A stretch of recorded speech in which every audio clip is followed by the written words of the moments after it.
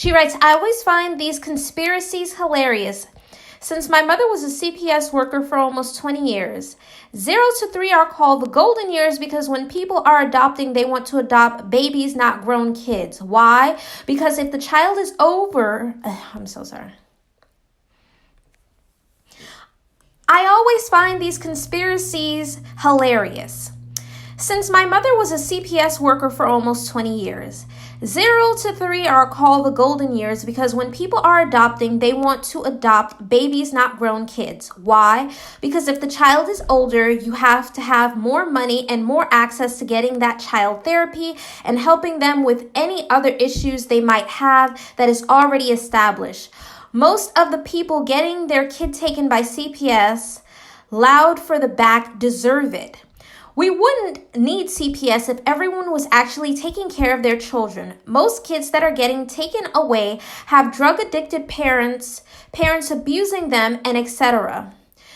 You know how most kids could avoid being put in foster care? The families of these kids could take them. But like most people, they don't want to care or raise children that are not theirs. And when someone is trying to get their child back, you have to go to a specific way of doing it. And guess what? Most parents don't do any of the steps, so they don't get their kids back. Also, think about the idea that you had CPS involved in your house the first place. CPS isn't going to go around knocking door to door every month to see which kids are being neglected. Someone around you has to call and make a complaint. And even then, that doesn't automatically make them come. Hence why there are cases that get all this news media coverage and people are begging and crying, talking about why CPS didn't step in. You know why they didn't step in? Because CPS can't just take your kids just because someone complained about you.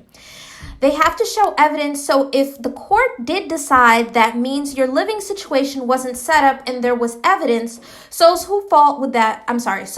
fault would that be? Also, the first people they tried to give kids to are family members, and 9 out of 10 of those family members knew the kids were being abused and did nothing. And when did the state step in? They still don't take them. Perfect example was this girl that got shot by the police because she was in a fight with some other girls. Her father, mother, auntie, grandmother, and 2 other people crying at the press conference saying they spent all this time with her, but her and all her siblings ain't with them.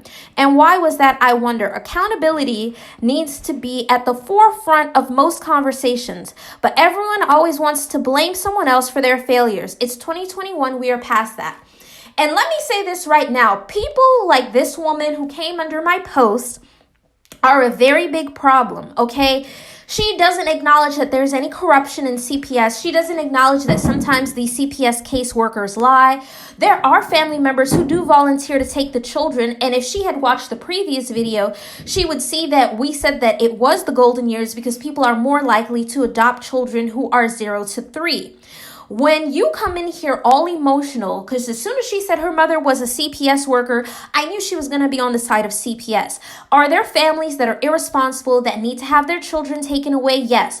But are there families that wrongfully have their children taken away? Yes. And for you to sit up here in my comment section and act like there's absolutely nothing wrong with the CPS system lets me know that you are a part of the problem, people who think like you, and your mother as well. Because for you to sit up here and act like nobody has ever lied, nobody can make a mistake, no one has ever had their children wrongfully taken from them, and you're a woman is absolutely disgusting to me.